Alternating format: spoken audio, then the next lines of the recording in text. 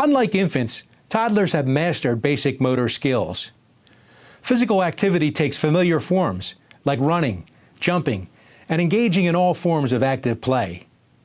Toddlers are refining their skills. They're using the environment to test themselves. They climb not only to experience the view from the top, but also to determine whether they're physically ready to get to the next step. Toddlers crave opportunities to challenge their physical skills, so toddlers need environments that keep them safe while they evaluate what they can and cannot do. You know, the great thing about toddlers, and again, it is much like infants, they like to be physical. They're whole body people, right? They like to move, they like to climb, they like to do all those things. And once again, part of our job is not putting up too many barriers. You know, keeping them safe, making sure that they have safe places to exercise sort of that big body energy that toddlers naturally have. You know, it's always sad if you can go into a toddler room and all you hear is, you know, use your walking feet and don't touch and don't climb and don't and don't and don't. Well, that's what their bodies are built to do. Their bodies are built to run and climb and all those things. So we have to give them opportunities for that, indoors and outdoors. It can't just be about that 30 minutes a day that we get the gift of going to the playground, right? So we have to provide spaces for kids to run, to climb, to reach and grab, to, you know, build strength, and to really make it fun. You know, we have to have a playground that is fun for kids. You know, we've done a lot in early childhood education to make things safe, and in some cases we've made it too safe. It's not fun anymore. It's not engaging. It doesn't have physical challenge to it. So we have to balance that supervision and desire for safety with the children's need for physical challenge and exercise that's interesting, exciting, and stimulating. So we have to balance those two things really carefully.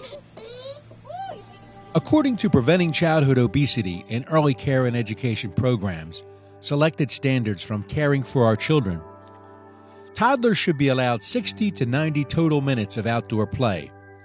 These outdoor times can be curtailed somewhat during adverse weather conditions in which children may still play safely outdoors for shorter periods, but should increase the time of indoor activity so the total amount of exercise should remain the same.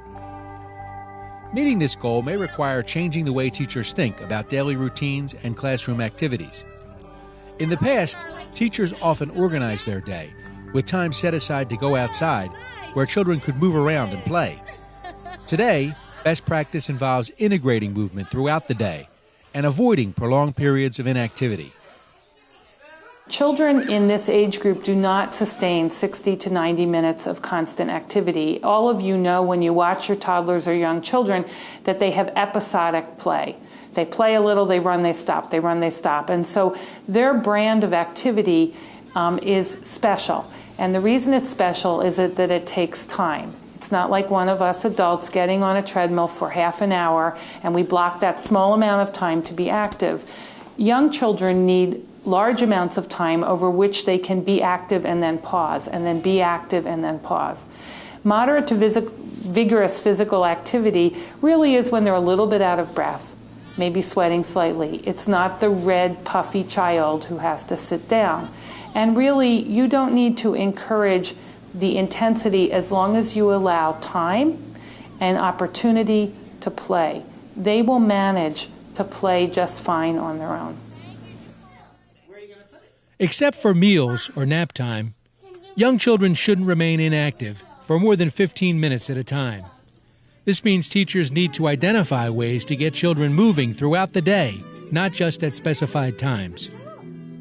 Physical activity should be part of almost everything that children do during the day. You know, when they're in interest areas and building with blocks or engaging with sand and water or in dramatic play or creating with art, they're active, you know, and that action is very important. It's also the way children learn, but it's important for their physical development as well. Movement can be added into all of the domains of learning, and there can be combinations, and I think that it's very difficult to separate knowing from doing.